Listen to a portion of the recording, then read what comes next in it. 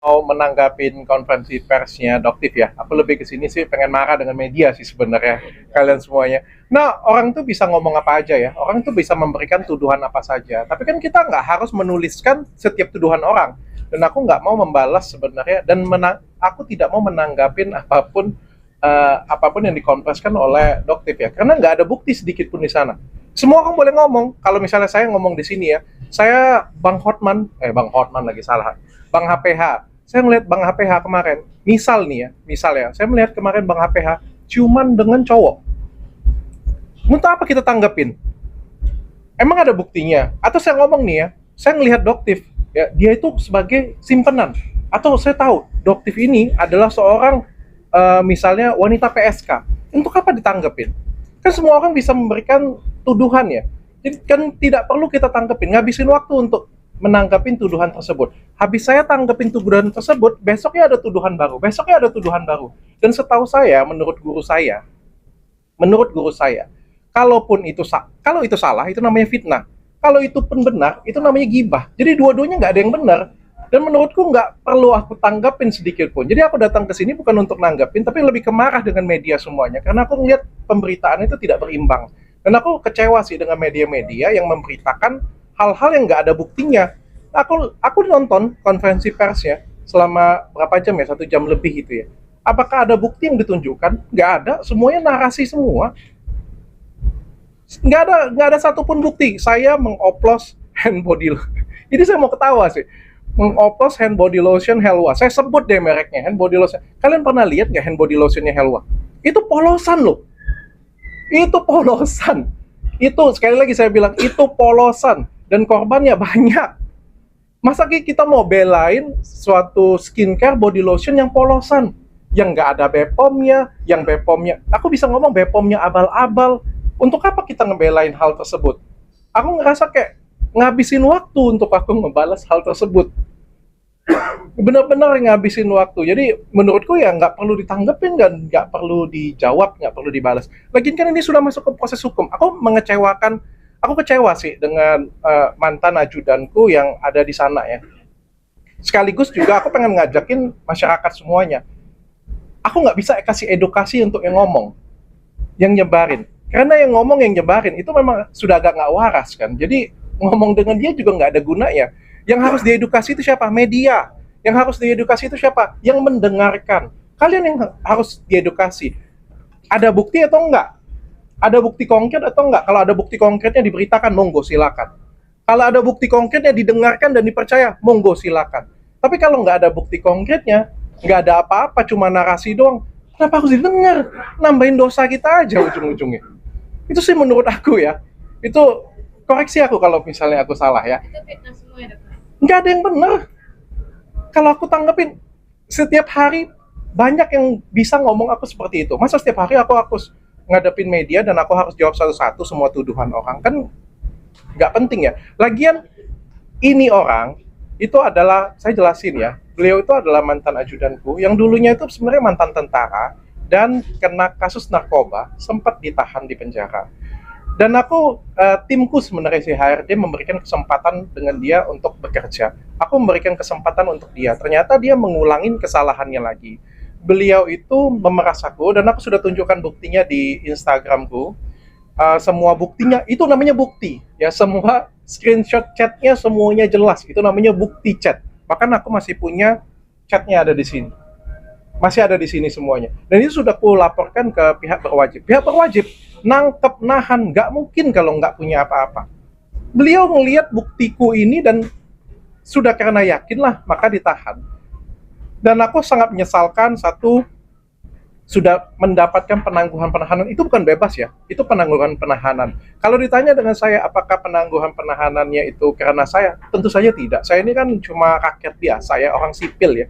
Yang menentukan tentu saja adalah pihak berwajib. Dalam hal ini adalah kepolisian. Kepolisian ada nggak tanya dengan saya? Sebagai etikanya ada bertanya kepada saya. Salah satu penyidik bertanya, Dok, ini ada pengajuan penangguhan penahanan.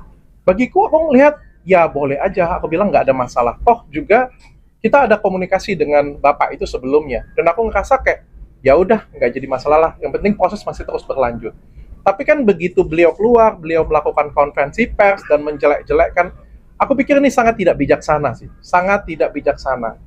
Eh, ini mungkin bapaknya nggak ngerti atau dimanfaatkan orang lain. Kan itu kan akan memperberat proses hukumnya dia sebenarnya. Ini proses hukumnya belum selesai loh.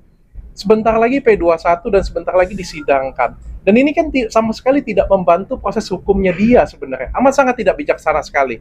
Aku sih kasihan ya, sampai dia dimanfaatkan oleh satu dan dua pihak. Aku sangat kasihan banget ya. Beliau kan nggak ngerti. Ya, itu sih yang pengen ku sampaikan. Ya, sekali lagi aku tidak punya keinginan untuk menanggapi konferensi pers tersebut karena semua yang disampaikan tidak ada data, tidak ada bukti, dan juga itu semuanya ngawur, salah. Dan juga aku datang sini untuk edukasi aja sih untuk rekan-rekan media dan juga masyarakat sih yang mendengar. Berarti ini sebagai salah satu bentuk kekecewaan dokter itu terhadap mantan ajudannya juga jadi atau seperti apa? Saya nggak bisa kecewa dengan dia sih ya, karena dari awal dia meras saya aja saya sudah kecewa. Dia peras saya aja saya sudah kecewa. Dia mempersiapkan foto yang foto dari 1 tahun sebelum berhenti aja saya sudah kecewa. Saya sudah kecewa lama dengan dia. Yang saya kecewa hari ini dengan teman-teman media sih. Mungkin diperasnya dalam nominal berapa dong? Dia minta 70 juta, selanjutnya 770 juta. Di 800 sekian. Ya, dari awal tuh saya tidak pernah menanggapin pemerasan ini kan. Dari awal sebenarnya kan itu kan dari jam 5 pagi ya. Dan saya sangat tenang sekali. Begitu beliau memeras saya jam 5 pagi, saya ngelihat, saya tidak membalas satu chat pun. Satu patah chat pun saya tidak membalas. Saya langsung ke pihak berwajib, ke polisi. Dalam hal ini saya kasih ke pihak berwajib, lalu pihak berwajib bilang ini tidak dapat diproses. Ini tidak dapat diproses. Kenapa? Karena tidak ada kerugian. Oke, saya pengen lapor, tapi nggak bisa. Lalu dikatakan apa? Ya, kalau dokter pengen lapor, harus menjadi korban terlebih dahulu. Artinya harus mentransfer. Bukan artinya saya ketakutan, saya mentransfer. Kalau saya nggak salah, kenapa saya harus transfer? Nggak seperti itu, karena hukum di Indonesia tuh harus ada kerugian dulu. Sehingga saya memberikan transfer. Setelah saya transfer, saya melaporkan, dan laporan saya diterima pada waktu itu. Itu yang nominal 2 juta itu dong? Betul. Ya, ngapain transfer banyak-banyak? Terus ya, kata Bapak Polresnya katanya transfer berapa aja katanya, yang penting ada kerugian. Lalu saya ada transfer lagi 5 juta. Lalu ada beberapa kali lagi transfer sih. Tapi memang tujuan saya kan sebenarnya, ya udah kalau mau berhenti, mau resign kan baik-baik saja sih. Dan ini juga apa yang kita mau dukung ya dari keadaan seperti ini ya. Saya pikir kita harus bijaksana ya. Seorang mantan karyawan, ini mantan karyawan yang digaji dengan layak, yang mendapat hak dengan layak. Setelah berhenti dari tempat kerja, menjelek-jelekkan tempat kerjanya, itu sangat tidak bijaksana menurutku. Sama seperti kita makan di mana, berak di mana. Apa sih yang kita mau dengerin? Apa sih yang mau kita hargain dengan orang seperti itu? Saya nggak appreciate sekali orang seperti itu sih. Bagi saya, kalau saya kecewa dengan tempat kerja saya sebelumnya, ya saya akan ngomong saya kecewa, tapi saya nggak akan jelek-jelekin. Kita cari makan di sana. Kita cari nafkah di sana. Itu menurut saya ya. Tapi nggak tahu menurut kalian. Tapi dokter kan nama mantan ajudan dokter juga disebut-sebut oleh dokter ya dok ya. Dokter ngelihatnya gimana sih? Apakah itu sesuatu yang sebenarnya nggak harus dihubung-hubungkan dengan kasus ini apa gimana? Ya, sekali lagi saya bilang saya nggak bisa edukasi pihak sebelah sana ya. Karena saya edukasi orang yang waras aja, yang pintar aja ya. Kalau orang yang sudah agak nggak waras, ya percuma ngomongnya apa aja. Saya sudah mengalami ini kan dari Oktober. Semua bukti saya tunjukkan. Tapi kan memang di sebelah sana tidak ada kewarasan ya. Jadi menurutku saya nggak mau komentar apa-apa lagi. Saya sudah menyerahkan pada pihak yang berwajib. Ngapain lagi kita debat? Kalian mau nonton apa sih? Saya ribut-ributan dengan dia di media sosial saya. Saya angkat handphone saya, terus saya marah-marah. Menurut saya nggak bijaksana. Orang sebelah sana, menurut saya sih nggak waras ya. Kenapa harus saya tanggepin? Ya udah saya lapor polisi aja. Dan ini kan sudah masuk ke tahap akhir ya menurutku ya. Sudah masuk ke tahap akhir. Ya kita lihat saja nanti di secara hukum bagaimana. Tapi dok, ada dugaan kong kali kong atau gimana nggak antara dokter detektif sama mantan ajudan dokter? Wah, hanya Tuhan lah yang tahu ya. Hanya Allah lah yang tahu yang seperti itu punya. Aku nggak tahu. Aku nggak berani menyimpulkan. Tapi ngelihatnya gimana sih dok? Apakah buat pencitraan apa gimana, menjelek-jelekan dokter, menjelek-jelekan dokter, saling serang? Aku nggak menyerang dia. Aku nggak Adakah aku menyerang dia? Di teman-teman di media aku kompres untuk menjelek-jelekan dia? Enggak, aku nggak menyerang dia sama sekali.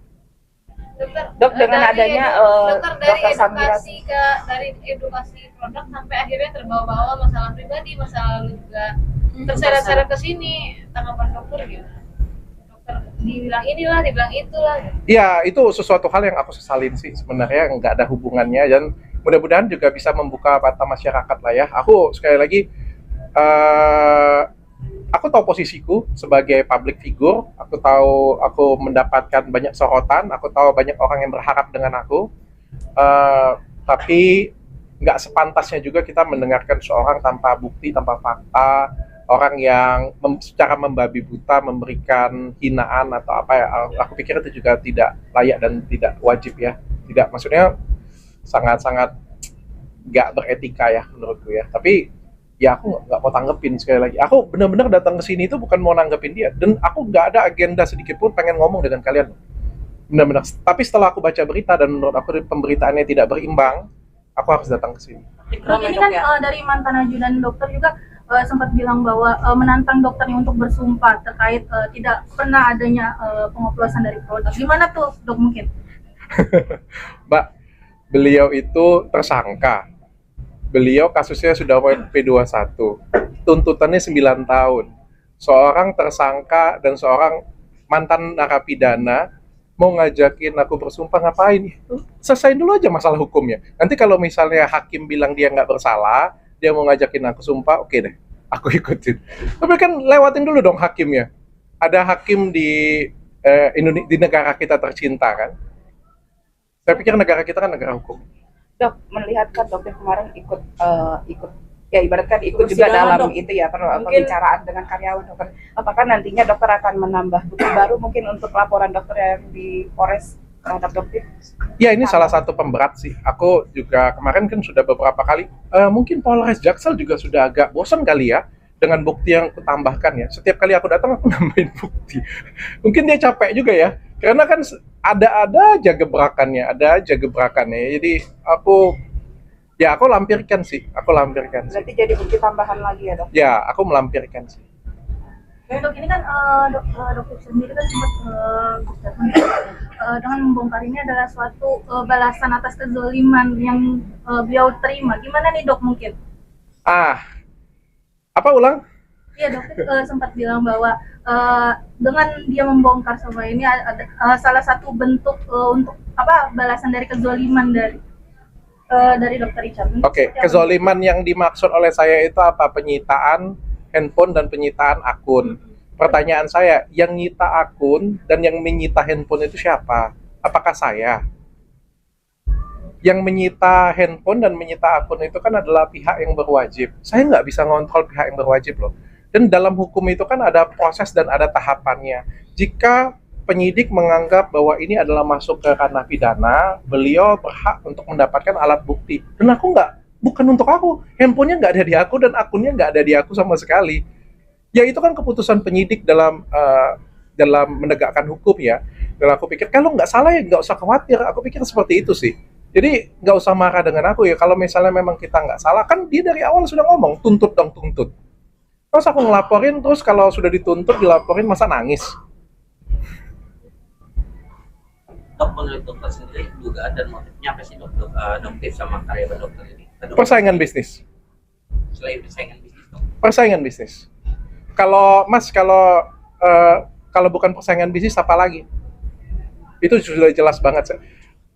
Saya bekerja sudah 15 tahun. Pekerja sejati, dokter terkenal, klinik terkenal, sibuk kerja mas, praktek di kliniknya, ngobatin pasien, live, jualan, bukan sibuk gibah, ngomongin orang, menjelek-jelekkan orang. Saya pikir itu sudah jelas sih. Kalau orang sibuk kerja, memang orang sukses, itu nggak sempat ngomongin orang, dan nggak sempat ngata-ngatain dan gibah orang setiap hari. Dok, tanggapan soal tuduhan prostitusi online tadi gimana? Waduh, ngaco banget sih. Fitnah itu ya dok. Iya, kalau misalnya aku sudah ditangkap kali. Penegasan aja dok, nggak benar ya. Iya, aku sampai ini guruku. Ini guruku di Palembang, guru kuliahku loh. salah satu guru kuliahku yang paling besar, dia kirim kayak gini punya, ya. Aduh, dia bilang, Richard, apakah ini benar? Saya bilang, saya sekali lagi tidak ingin menanggapi apa, karena saya nggak ngerasa sedikit pun. Tapi kalau sudah pemberitaannya sudah digiring dan pemberitaannya sudah nggak berimbang, oke, saya wajib untuk meluruskan ini sih, saya pikir sih. Kayak gimana ceritanya? Saya juga bisa ngomong kan kalau kayak gitu kan. Misal nih ya, ini aku ngomong misal ya, Dr. Vito PSK. Semua orang bisa ngomong seperti itu. Bukti kemana? Apalagi kalau misalnya kita ngomong dalam kesakitan, dalam kebencian. Semuanya bisa ngomong. Tapi kan nggak boleh dong. Kalau ngomong, kalau nggak berpendidikan oke. Tapi kalau berpendidikan, ya kita harus ngomongnya pakai fakta dan bukti. Bahkan sempat pihak sana menyebutkan bahwa Doktif dahulunya sering gonta-ganti cewek dan sampai ketahuan oleh Dokter Richard suka ganti-ganti cewek dan hampir ketahuan istri. Itu gimana nih Dok untuk menanggapinya? Yang nggak perlu aku tanggapin lah. Istri aku aja. Berarti ini anggap sebagai guyon juga Dok ya, kayak ada ya rumah tangga baik-baik Dia itu siapa sih? Dia itu siapa sih? Temen bukan, mantan pacar juga bukan. Istri juga bukan, istri aku aja nggak ribut kok dia ribut banget Tapi sih. istri menanggapi seperti apa? Dok? Ketawa. Lagi enak-enak, adem ayam terus tiba-tiba prostitusi lah, gonta-ganti pasangan lah, gimana Dok?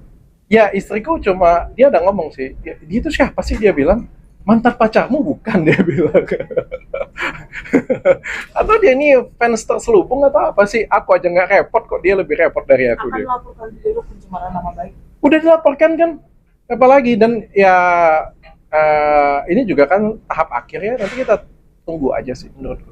Aku capek juga masa kita ngelaporin lagi terus.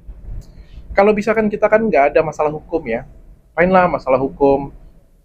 Capek sih aku. Kok dia nggak capek-capek ya, aku heran ya. Dan dia juga tidak jelas Dok, maksudnya masih Nah itu kata kamu ya, bukan kataku ya.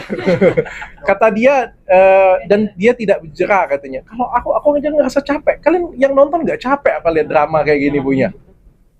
Iya, ini Dokter untuk dokter di TSK gimana? gimana? Optimisan dokter untuk dokter seberapa di optimis? TSK.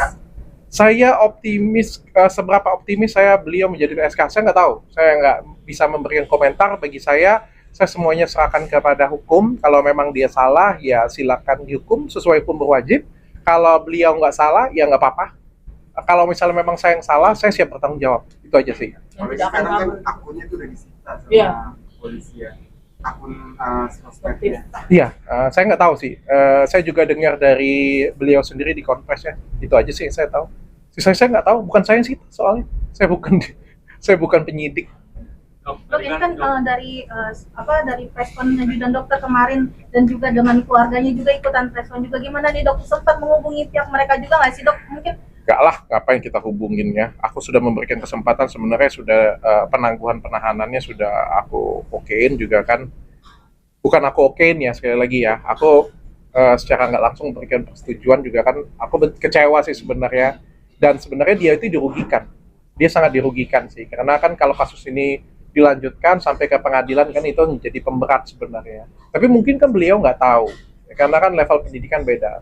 Tapi yang memanfaatkannya ini yang sebenarnya jahat. Ini kan kalian lihat ya, ini bukti chatnya dia ya. bisa di kamera atau dibacakan Dok? Ini ada Di- di Dijelaskan dulu. Ya kalian sendiri aja menilai ini pemerasan atau bukan ya. Kalau memang tidak mau bantu saya, tidak apa-apa. Berarti harga dirimu lebih rendah dari bantuan yang saya minta. Saya tunggu sampai jam 12 siang ini, dokter. Saya tunggu sampai jam 12 siang ini, dokter. Paham, Dok? Tapi Dok, Kalau- sebelumnya memang ada masalah atau seperti apa sih? Gak ada masalah, gak ada Berarti dia masalah. tiba-tiba keluar gitu, minta meras. Dan file-file yang dilampirkan adalah file-file yang sudah dipersiapkan 1 tahun sebelumnya. Itu yang bikin saya kecewa. Soal bekerja pun bermasalah nggak ada? Sebenarnya cukup baik ya. Dia kan sebenarnya sebagai, aku kan punya ajudan ya, dia juga punya ajudan, aku juga punya ajudan yang baru. Kan tugasnya adalah menjaga aku aja ya. Jadi dia itu bukan asisten pribadiku, bukan ya. Tapi sebagai ajudan aja yang melindunginku, ngebantuin aku juga. Secara tugas dan pekerjaan aku pikir cukup baik ya. Aku fair sih. Kalau memang bekerja cukup baik sih. Ini aku tanya minta berapa, 70 juta, aku sempat bilang astaga, aku sudah anggap kamu seperti keluarga aku sendiri, aku bilang.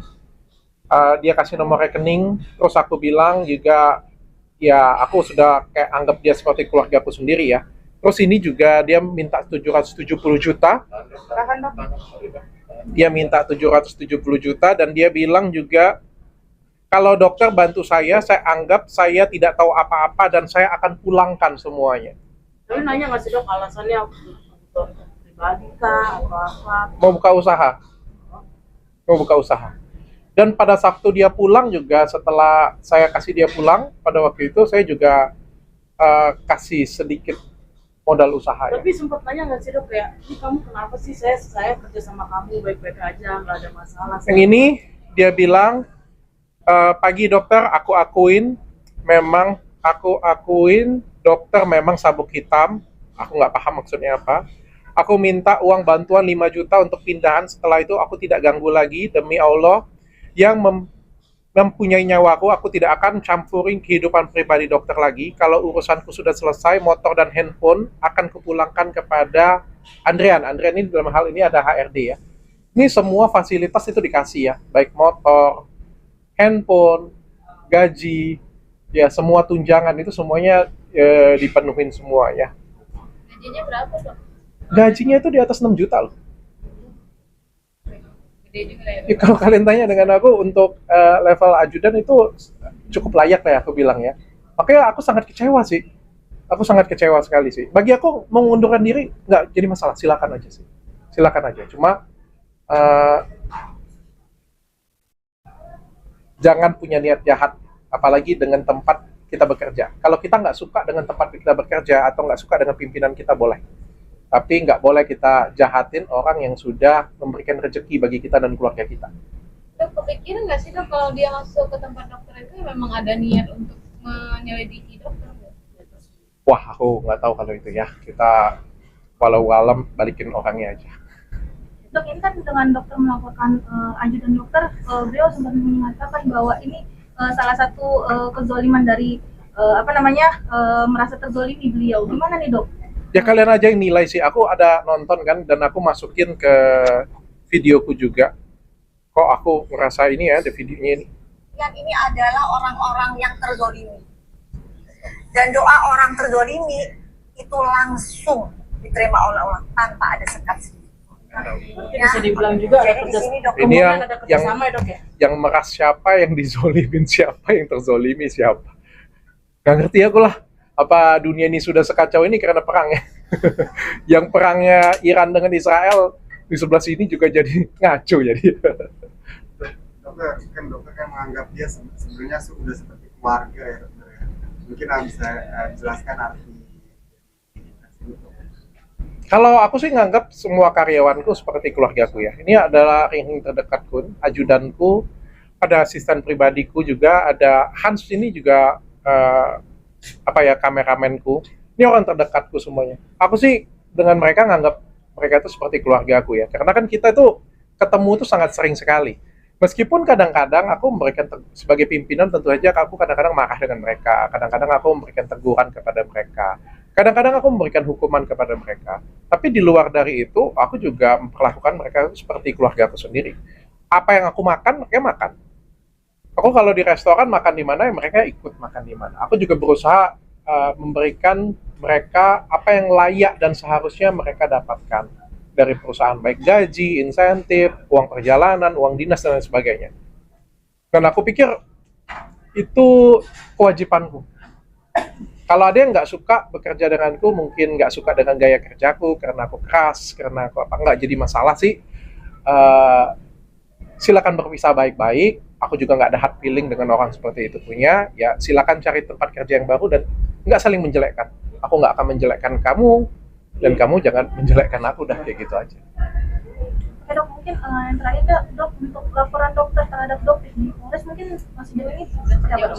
Saya nggak terkopi sama sekali, malah saya nonton dan taunya tuh dari dokter sendiri ya, bahwa katanya akunnya disita, itu aja sih. Aku nggak tahu malah. tapi merupakan langkah bagus dari pihak polisi dan minta ya sebenarnya. Ya, alhamdulillah. Dunia agak damai sedikit. Dok, tadi bicara edukasi dok, ya kan? Edukasi, terus persaingan bisnis.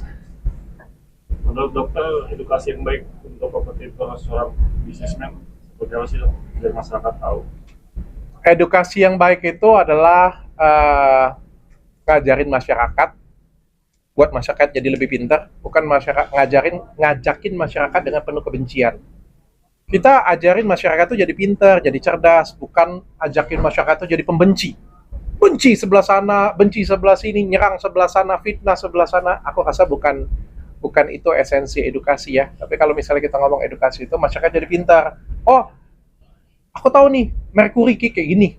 Oh, kalau skincare pakai hidroquinone kayak gini. Oh, ini abal-abal nih, ini polosan nih. Oh, ini kalau dipakai nih wajah jadi merah nih. Bukan, aku pikir bukan nyerang orang ya, bukan nyerang ke merek nggak jelas, terus memberikan, bahkan aku aja tuh nggak pernah ngajakin cancel culture atau apa kayak gitu, punya serang keluarganya, serang ini.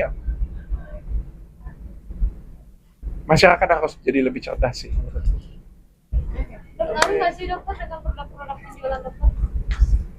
Alhamdulillah nggak terlalu berpengaruh, karena kan segmenku adalah menengah ke atas, orang-orang yang pintar, orang yang cerdas. Tapi kalau terganggu atau tidak, aku terganggu. Aku terganggu, keluarga aku terganggu, staff-staffku dan timku terganggu. Dan yang lebih aku sedih mungkin bukan akunya yang terpengaruh, tapi lebih ke industrinya ya. Industrinya yang berpengaruh sih. Teman-teman yang lain sih yang terpengaruh sih. Dan aku sangat menyayangkan itu. Dok, Penghasilan mungkin antisipasi ini mungkin dokter atau enggak karyawan dokter melihat ada yang disampaikan kan? Nggak ada lah, biar polisi aja yang selesaiin. Ini kan sudah masuk kejaksaan dan pengadilan ya, biar nanti ya kejaksaan dan pengadilan aja yang selesaikan. Tadinya sih aku berharap ini bisa RJ ya. Aku tahu beliau adalah orang kecil. Aku tahu beliau ini bukan orang yang, kalau aku ngomong nggak jahat, aku juga salah ya, karena kan ini pengancaman ya. Tapi mungkin ada kehilafan di sana, aku nggak tahu juga lah ya, aku nggak bisa nilai lah ya, karena kan hati orang kan masing-masing kan kita nggak tahu ya. Tapi kan aku pengen kasih tahu bahwa beliau salah. Dan bagaimanapun juga apa yang beliau buat itu disebarkan oleh orang lain yang tidak bertanggung jawab. Beliau tuh mencipta kondisikan sesuatu. Ngerti nggak cipta kondisi? Misal kayak gini. Ini aku gabungin jadi satu. Terus aku fotoin, terus aku bilang, yang kerja di sini, ini juga merangkap kerja di sini. Kan bisa aku buat narasi seperti ini. Ya padahal ini kan masing-masing berdiri sendiri. Tapi aku menciptakan suatu narasi, dan menurutku itu kan jahat ya. Oke. Dan ini disebarkan oleh orang lain. Dan aku pengen kan sebenarnya kan, udah cukup sampai di sini aja. Yang penting kamu sudah tahu salah, dan dia ditahan aku ngerasa 2 minggu ya. Aku pikir beliau sudah cukup tahu lah ya bahwa beliau salah ya. Kan bisa RJ atau bisa apa ya. Aku juga nggak tega sih sebenarnya memisahkan beliau dari keluarganya, dari anak-anaknya yang nggak tahu apa-apa ya. Tapi ketika kejadian sudah seperti ini, aku pikir nggak bijaksana ya kalau misalnya aku melepaskan beliau ya. Sangat tidak bijaksana kalau misalnya aku memaafkan. Ya udah lanjutin aja ke masalah hukum. Kemarin juga ditanyain dengan pihak penyidik bagaimana dok. Aku bilang lanjut. Biar pengadilan aja yang memutuskan kalau seperti itu. Dok, menurut dokter sendiri, dokter itu pansos nggak sih dok sama dokter? Kalian saja yang mau menilainya. penjualan dokter jauh lebih tinggi daripada produk lain.